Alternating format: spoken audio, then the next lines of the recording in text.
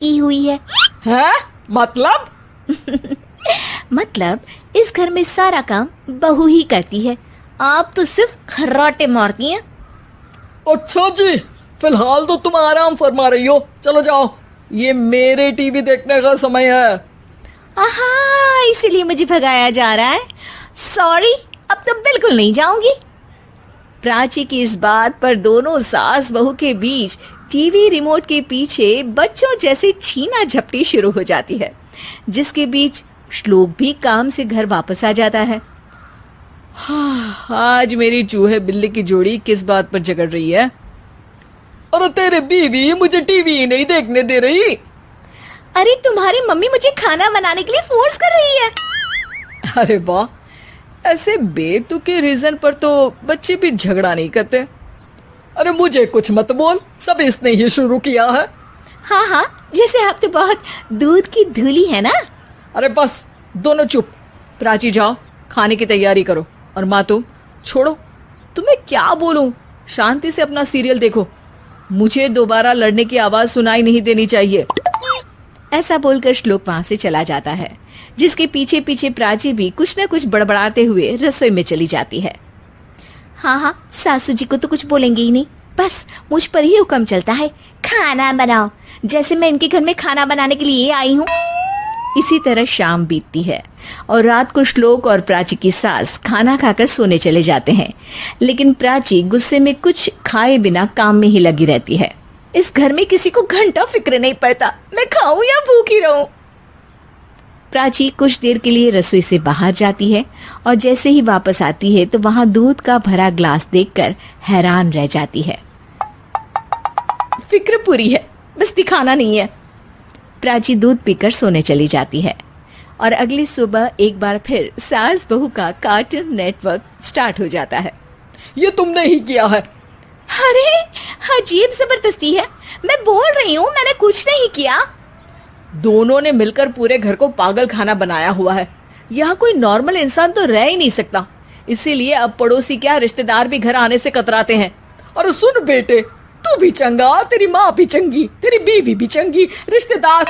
हाँ जी, आपको नहीं पता क्या, गंगाधर ही शक्तिमान है, रिश्तेदार ही। हाँ हाँ, बस समझ गया। कभी जानवरों जैसे लड़ेंगी तो कभी जुगलबंदी करेंगी। भाई मैं आप दोनों के बीच में नहीं फंसना चाहता।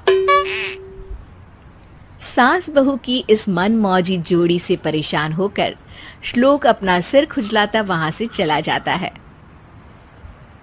चलो अब मैं भी कीर्तन में जा रही हूँ। इस पर जैसे ही सास कमरे में अपना पर्स लेने जाती है तो वहां नाश्ते की प्लेट रखी देख मुस्कुराने लगती है और नाश्ता करके घर से बाहर निकलते हुए कुछ पैसे टेबल पर रख जाती है, जिसके कुछ देर बाद सिलेंडर वाला घर आता है। ओ मुरी मैया, मैं सिलेंडर के बारे में तो बिल्कुल भूल ही गई थी। घर खर्च के सारे पैसे भी मम्मी के पास है और श्लोक से बोला तो उल्टा 4 बात सुनाएंगे।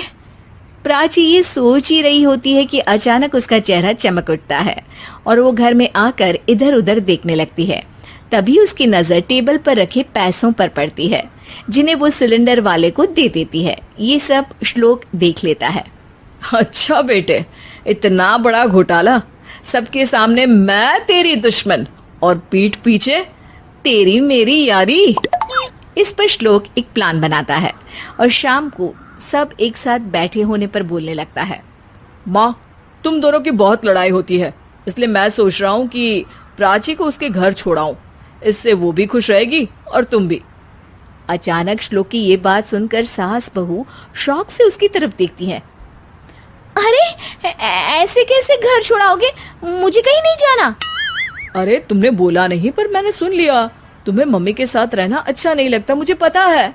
अरे वो अरे, जब बहू खुद कुछ काम बोले तो वो तुझे सुनता नहीं, और अब जो इसने बोला ही नहीं वो तू समझ गया। जब उसे नहीं जाना तो फिर जबरदस्ती क्यों कर रहा है?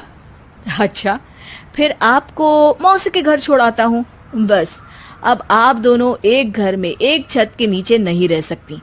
मैं इस टॉम एंड जेरी की जोड़ी को और नहीं झेल सकता। है? ऐसे कैसे नहीं रह सकते? तुम्हें इतनी दिक्कत है तो तुम्हारा बोरिया बिस्तर पैक कर देती हूँ, लेकिन मम्मी जी कहीं नहीं जाएंगी। बिल्कुल यही सुनना था मुझे। अगर दोनों में इतना ही प्यार है फिर हर वक्त ये लड़ाई का नाटक क्यों करती हो? देखा मैंने कैसे माँ किचन में दूध रखती है और तुम उनके लिए कमरे में नाश्ता रखती हो, और कैसे वो पहले ही तुम्हारी दिक्कत समझकर घर में पैसे रखकर बाहर जाती है। अरे भाई, इतना ड्रामा तो डेली सोप में भी नहीं होता जितना तुम दोनों ने इस घर में फैलाया हुआ है। तू हमें टॉम एंड जेरी बोलता है ना, तो याद कर वो दोनों भी एक दूसरे को बाहर वालों की बुरी नजर से बचाने के लिए हमेशा सबके सामने लड़ते थे, लेकिन अकेले में दिक्कत के समय मदद भी तो करते थे। बस हमारा रिश्ता भी कुछ ऐसा ही है। और वैसे भी अगर सास बहू में तू मैं नहीं होती तो दुनिया वालों को कहानियां कैसे मिलेंगी?